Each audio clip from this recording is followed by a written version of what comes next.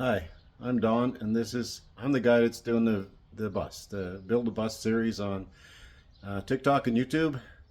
So this is my journey building this bus. A little bit about me. I've been over 40 years in construction. I've also done a lot of work on RVs, refurbishing RVs and stuff. So I know a little bit about this stuff, but a lot of stuff I've learned from YouTube. A shout out to Chuck Cassidy. Great YouTube videos you have, Chuck. But I wanted to show you what I have done so far on the bus, and it's quite a journey here. It's going to take a while because I'm doing it as money permits, and so just want to show you we finally done all the strip down of the bus now, except for the cab area, as you can see behind me. Kind of leaving that alone for the time being. But I'm going to turn this camera around now and show you kind of what we've been doing. It's been I've done this. My wife helped with the ceiling. I've done the sides and the floor. It's a good solid 2 days of hard work to strip out a bus. But I want to show you this bus now and sort of tell you what we're going to do next. Let me turn the camera around. Okay, so as you can see, it's stripped right down to bare. Some guys say to take out the floor in the bus. I'm not going to do that with this bus because the floor is perfect and so is the chassis underneath. There's no rust. But one of the great things about building a bus like this is a steel frame, and you can see how well reinforced it is. Whereas, you know, a $300,000 motorhome has an aluminum frame that's framed like a house.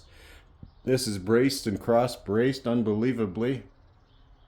So anyway, these walls are 1.5 inches thick. I'm going to strap them out and we're going to spray foam this. The walls and the ceiling. Going to cost about $1,350. My first quote I got anyway so far. I haven't looked for any yet, but that's about what it's going to cost. It's about the only thing I'm not going to do myself because I want, you know, I just hate working with styrofoam, honestly. So this floor here, what I'm going to do is put 1.5 inches of rigid styrofoam down here, glue it down on the floor. And then material on top. I haven't quite decided yet. I was going to use some Palmico, but I'm not quite sure it's going to be durable enough, so I may change that up. But anyway, just wanted to take you around a little bit. I got a little stuff in here, but I want to show you why you need to strip your bus, because you know, a lot of people I find are building schoolies and stuff like that, and they are not stripping down. They're going over what's there. First of all, the insulation is pitifully inadequate.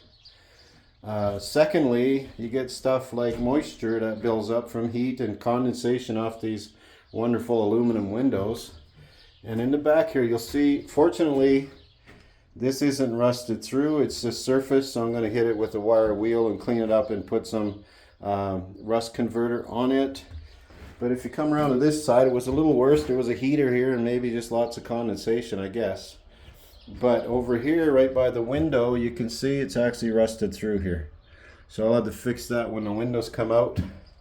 But this is why you want to strip a bus. You don't want to buy a bus that hasn't been stripped. Some people are asking a lot of money for buses and they haven't been stripped or anything. And you might end up, you know, with something rusty underneath where you can't see it, or this old insulation gets moldy and grow stuff in here. But part of the reason you want to do this is if you're building anything, you want to start with a good foundation. Even the Bible says that, you know, we build with a good foundation. And so this is why you do this, because otherwise this would all be covered. If I had just gone over it, it'd be all covered, and pretty soon the window would fall out of the bus driving down the road or something. And it's a lot easier to do it now. So anyway, that's this video and a little bit of an introduction. It's going to be quite a journey here. Hoping to get this done by fall, but we'll see. Thank you.